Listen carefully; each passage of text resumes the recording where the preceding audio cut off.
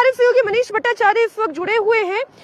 मनीष, हमने जो पाकिस्तान से सटा हुआ है जम्मू कश्मीर लद्दाख का बॉर्डर है उसकी तो जानकारी दी, लेकिन वो रेतीली जमीन जहां पर भारत का जैसलमेर जिले का बॉर्डर पाकिस्तान से लगता है, वहां पर क्या तैयारियां की गई हैं?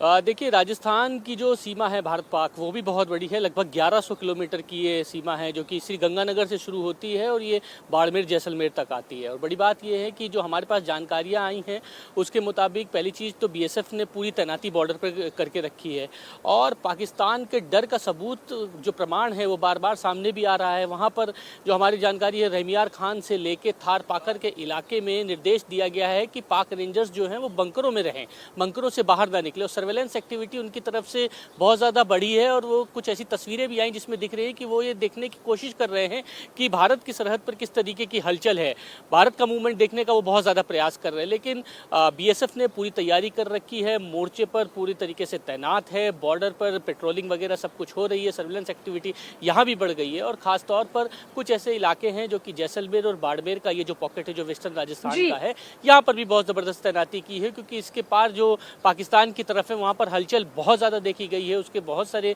इनपुट्स यहाँ पर आए, उसी को मेजर को देखते हुए बीएसएफ ने यहाँ पर पूरा मोर्चा संभाल रखा है।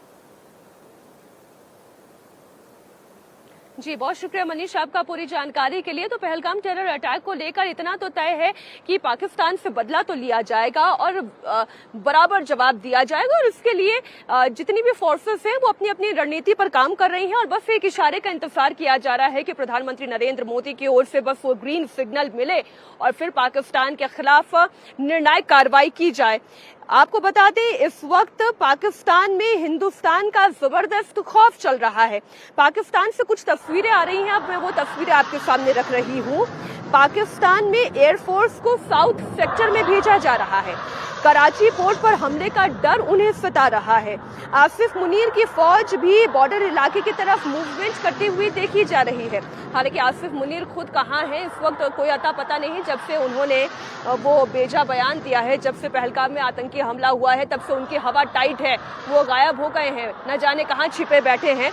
लेकिन खैर, जो तस्वीरें आ रही है वो आपको बता रहे हैं। और डर किससे कहते हैं, डर का मतलब क्या होता है, इस वक्त कोई पाकिस्तान से पूछे। तस्वीरें पाकिस्तानी एयरफोर्स के अंदर की आ रही हैं। हिंदुस्तान के डर से पाकिस्तान में खलबली मची हुई है। पाकिस्तान को इस बार का डर सता रहा है कि उनकी लाइफलाइन कराची पोर्ट को कहीं टारगेट ना कर दिया जाए और इसलिए पाकिस्तानी एयरफोर्स ने साउथ सेक्टर में फाइटर जेट को मूव किया है। चीन के J-10, JF-17 और F-16 फाइटर जेट को दक्षिण सेक्टर में तैनात किया गया है। INS विक्रांत के अरब सागर में मूवमेंट से इस वक्त पाकिस्तानी फौज डरी हुई है। इसी बीच एक बड़ी खबर आ रही है। बड़ी खबर आपको बता दें, पाकिस्तान ने स्कर्दू एयरबेस को भी एक्टिवेट कर दिया है। इस वक्त की बड़ी खबर, पाकिस्तान ने स्कर्दू एयरबेस को भी एक्टिवेट कर दिया है। काफी नीचे से उनके JF-17 फाइटर विमान उड़ान भरते हुए दिखाई दे रहे हैं। पाकिस्तान को भारत के एयर स्ट्राइक का डर है और यही कारण है कि स्कर्दू एयरबेस की मूवमेंट बढ़ गई है और भारत की भी इस पर पूरी तरह से नजर है।